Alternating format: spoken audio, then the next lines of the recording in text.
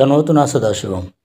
भारतीय समाज में जाति व्यवस्था को लेकर बार बार मनुस्मृति पुराणों पर ब्राह्मणों पर उंगलियां उठती रही हैं कि भाई इस जाति व्यवस्था के कारण देश का बड़ा नुकसान हुआ, या फिर जो ऊंच नीच की भावना है ये जाति व्यवस्था के कारण है।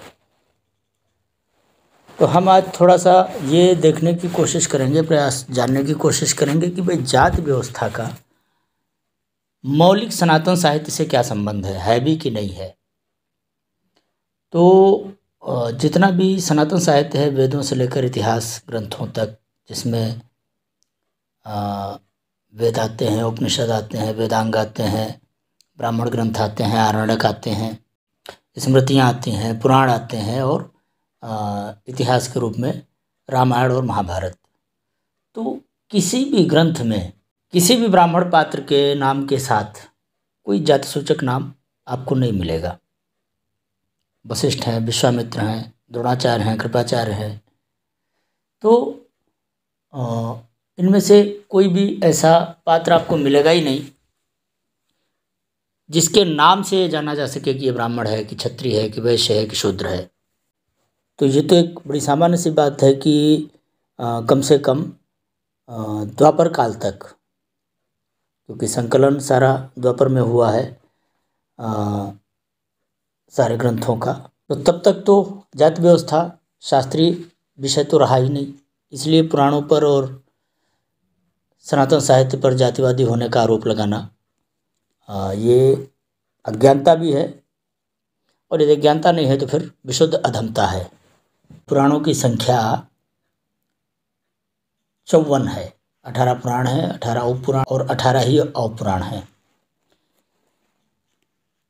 तो हम ये तो नहीं कह सकते कि ये उपपुराण और अवपुराण कितने प्राचीन हैं और इनका मौलिक व्यास संकलित साहित्य से कोई संबंध है कि नहीं है, लेकिन इतना निश्चित है कि जो विशुद्ध 18 पुराण हैं वो व्यासकृत हैं, और शेष जो पुराण है अवपुराण है वो बहुत हद तक संभव है कि ये व्यास के काल के नहीं है, परवर्ती काल के हैं। रह गई बात भारत में वंशावलियों की, तो वंशावली का लेखन क्षत्रिय कुलों में हुआ, ब्राह्मण कुलों में हुआ और वैश्य कुलों में हुआ। तो क्षत्रिय कुलों की वंशावलियों का लेखन तो बड़वा, राव, भाट, ब्रह्मभट्ट, जागा, रानीमंगा जैसे समुदायों ने आगे बढ़ाया, जिन्हें आप ब्राह्मण नहीं कह सकते। हाँ, वो क्षत्रिय भी नहीं है, ब्राह्मण भी नहीं है, क्षत्रिय और ब्राह्मण के बीच का वर्ग है। तो व्यावहारिक स्तर पर देखें तो वो सारे क्षत्रिय ही हैं, और हो सकता है कि ये उन ब्राह्मणों के वर्ग हों जिन्होंने आपातकाल में क्षत्रकर्म या फिर वैश्यकर्म स्वीकार कर लिया हो। तो जैसे कि कुछ क्षेत्रों में, जैसे पंजाब और राजस्थान जैसे क्षेत्रों में 2 वर्ग हमें एक दिखते हैं, जो ब्राह्मण वर्ग में भी आते हैं, क्षत्रिय वर्ग में भी आते हैं, जिनमें खत्री और लाला, महाजन। और इन्हीं लोगों ने क्षत्रिय कुलों की वंशावलियों का लेखन किया है, और जो सबसे महत्वपूर्ण नाम है वो है ठाकुर उदय नारायण सिंह जी का, जिन्होंने वंशावलियों का भी लेखन किया है और उन्होंने कई वैदिक ग्रंथों का भी संपादन किया है, संकलन किया है। तो वो एक महत्वपूर्ण नाम है जो इसी वर्ग से आते हैं। संभवतः वो भाट समुदाय से हों या जागा समुदाय से हों। और आज भी राजस्थान में जितना भी वंशावलियों का संकलन आपको मिलेगा वो सब इसी वर्ग से आते हैं। तो इन्हें विशुद्ध वैदिक ब्राह्मण नहीं कह सकते, उपाध्याय वर्गीय ब्राह्मण नहीं कह सकते। ब्राह्मणों की वंशावलियों का जो संकलन है उनमें कानकुब्जे ब्राह्मणों के संदर्भ में श्री शुक्ल कालिका प्रसाद नभेल जी का ग्रंथ मिलता है, कानकुब्ज वंशावली। और सरयूपारण ब्राह्मणों की वंशावली के संदर्भ में श्रीधर शास्त्री, अरुण उपाध्याय, इस तरह से कुछ सरयूपारण ब्राह्मणों का लेखन सामने आता है। और श्री हरिकृष्ण शर्मा जी जो उच्च कोटि के विद्वान थे, और उन्होंने एक ग्रंथ लिखा था बृहद ज्योतिषार्णव। तो उसमें बहुत सारे विषय एक ही साथ उन्होंने लिखे हैं। तो उसी में उन्होंने, चूँकि बहुत बड़ा ग्रंथ है, और उसी में उन्होंने मिश्र स्कंध नाम के 6ठे स्कंध में ब्राह्मणोत्पत्ति मार्तंड नाम का प्रकरण लिखा है, जिसमें उन्होंने ब्राह्मण वंशावली का सूत्रपात किया है। ये उनका स्वरचित ग्रंथ है जो संवत 1989 में लिखा गया, प्रकाशित हुआ। तो 1989 में वो जो ग्रंथ प्रकाशित हुआ, अगर सन की दृष्टि से देखें तो वो 1936 ईस्वी में बॉम्बे प्रेस से प्रकाशित हुआ था। कुब्ज वंशावली है, उसमें श्री शुक्ल जी लिखते हैं कि यह पुस्तक मेरे घर पर रखी थी, जिस पर संवत 1696 लिखा था। अब 1696 में को अगर हम ईस्वी संवत में बदलें तो फिर 1753 वर्ष ईस्वी आता है। तो इसका मतलब कि 1753 ईस्वी से पहले ये ग्रंथ प्रकाशित हो चुका था, विधिवत लिखा जा चुका था, और इसका पुनर्प्रकाशन श्री शुक्ल जी ने 1885 में दोबारा करवाया। तो 1753 में जब ये पहली बार ग्रंथ छपा हो, इसका जो भी लेखक रहा हो, वो समय मुगलों का था। स्वाभाविक सी बात है कि अगर हम देखें तो कान्यकुब्ज वंशावली का जो लेखन काल है वो 16वीं शताब्दी से पहले का है। दूसरी बात, शुक्ल जी ने ये ग्रंथ छपवाया 1885 में, तो उसमें आप देखेंगे शुक्ल जी का जो नाम है वो उन्होंने लिखा है श्री शुक्ल कालिका प्रसाद नभेल।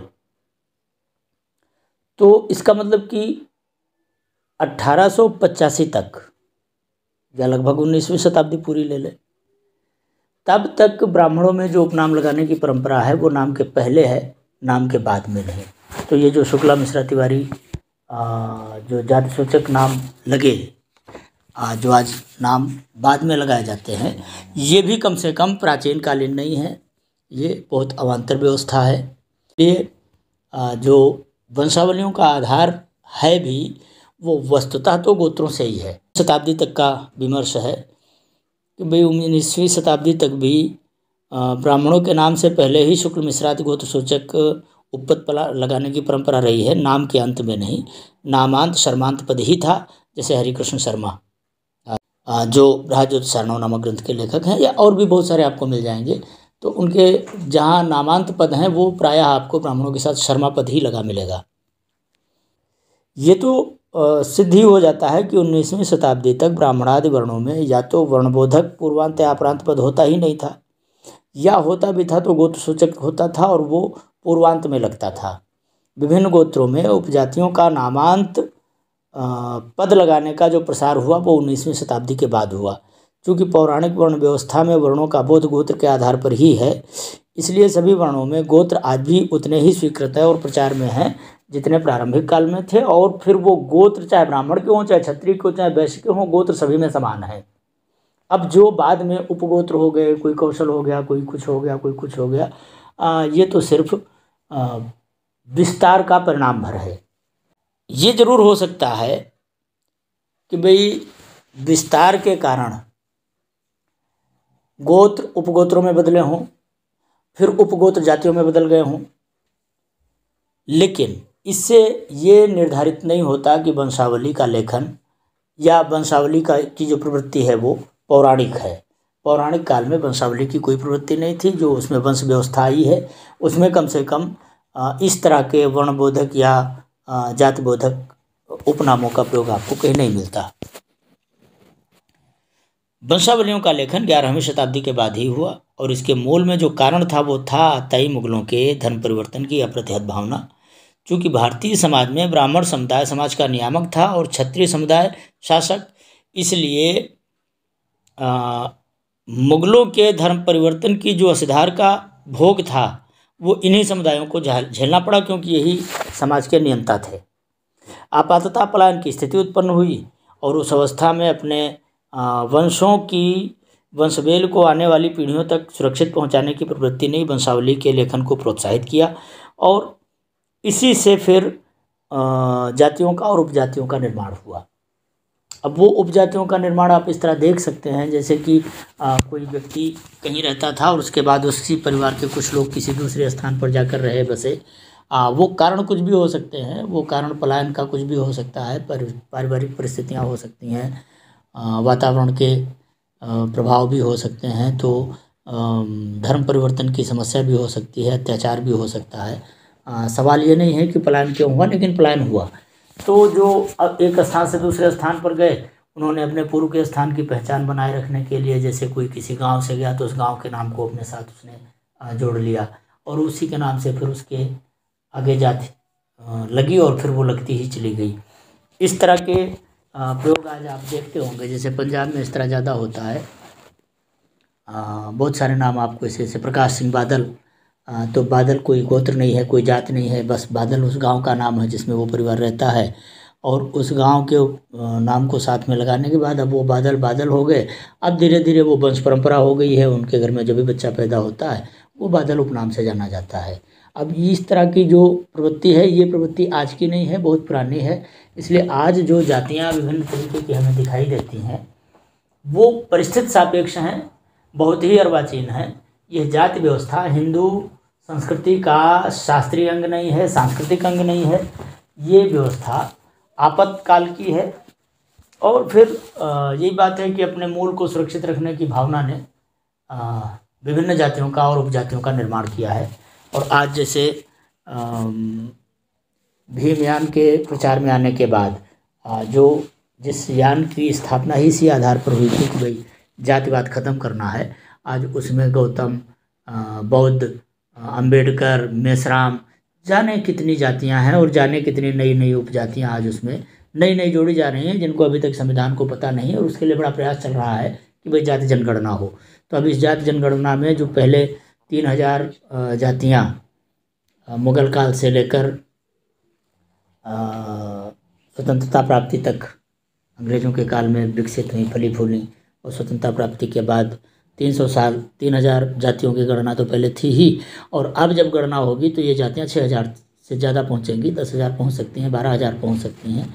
तो जाति व्यवस्था समाप्त होने वाली व्यवस्था तो नहीं है। इसलिए ये कह देना कि भाई जात के लिए ब्राह्मण जिम्मेदार है या फिर जाति ने समाज को विघटित किया है, जातियों ने समाज को पीड़ित किया है, ये एक मूर्खतापूर्ण तर्क है। क्योंकि जाति व्यवस्था से तुम्हें भविष्य में भी आज़ादी नहीं मिलने वाली। ये एक सामयिक प्रक्रिया है। और कुछ बेवकूफ़ लोग हैं जो अपने आप को बुद्धिमान कहते हैं, चिंतक कहते हैं, जिन्हें व्यावहारिक जीवन का या तो ज्ञान नहीं होता है और या फिर वो जानबूझकर मक्खी निकलते रहते हैं। अब रह गई बात अस्पृश्यता वाली, तो जाति का और अस्पृश्यता से कोई संबंध नहीं है, कुछ लेना देना नहीं है। ऊंच नीच की भावना का भी जाति से कुछ संबंध नहीं है। ऊंच नीच की भावना की बात मैं एक छोटा सा उदाहरण आपको दिखाता हूँ। जैसे सरयू पारीण ब्राह्मण अपने आप को जहाँ वो संख्या में ज़्यादा है वो वहाँ स्वयं को सर्वश्रेष्ठ समझते हैं, कानकुब्जों से ऊपर समझते हैं। तो जहाँ कानकुब्जों की संख्या है वहाँ कानकुब्ज सरयू पारियों को नीच समझते हैं। तो ये जो ऊंच नीच का भाव है, एक ही वर्ग के लोग कानकुब्जों में ही आपको 3 से लेकर 13 तक के घर मिल जाएंगे। विश्वादारी व्यवस्था है। अब इस विश्वादारी का शास्त्रीय आधार तो कोई है नहीं। वंशावलियों का एक लाभ ये हुआ है, चिकित्सा के क्षेत्र में आनुवांशिक रोगों को ढूंढने में बड़ा सहयोग मिला है इस वंशावली के कारण। अब ये बात जो 12वीं पास वैज्ञानिक भीमयानी लोग हैं उनकी समझ में भला क्यों आएगी, क्योंकि इसके लिए PhD करनी पड़ती है। तो वंशावलियों का कितना महत्व है ये भारतीय समाज को कोसने के बजाय जिनके आदर्शों को लेकर ऐसे संगठन चलते हैं, उन अंग्रेज़ों के यहाँ जाकर आप देखिए कि भाई वहाँ आज वंशावलियों को सुरक्षित किया जा रहा है, प्रयास किया जा रहा है। तो जाति व्यवस्था एक तत्कालीन आपात परिस्थिति थी। बाद में आज जिस एरा में हम रह रहे हैं, एक व्यक्ति दूसरे स्थान पर जाकर बस रहा है, ऐसी परिस्थिति में यह जाति व्यवस्था और ज़्यादा व्यापक हो जाती है और ज़्यादा इसमें अभी वृद्धि होनी है। तो ये मिटने वाली व्यवस्था नहीं है। इसलिए जो हो नहीं सकता उस पर बेमतलब के विवाद करने से कोई लाभ नहीं। ऊंच नीच की भावना जाति से इसका कोई संबंध नहीं, भाव का भेद है। इसके पीछे कोई रक्त संबंध या इस तरह की कोई बातें नहीं है। ये तो सिर्फ बाहुबल, जनबल, धनबल पर आधारित है। बस इतने पर ही ऊंच नीच का भेद टिका हुआ है। इसके लिए जाति को जिम्मेदार ठहराना बेवकूफ़ी भी है, अज्ञानता भी है और ये सबको पता है। बस सिर्फ मौलिक बात मैं कहूँ तो जाति को ऊंच नीच का कारण मानना ये विशुद्ध अधमता है, ना अज्ञानता है, ना बेवकूफ़ी है, ये विशुद्ध अधमता है। तनोतना सदाशिवम।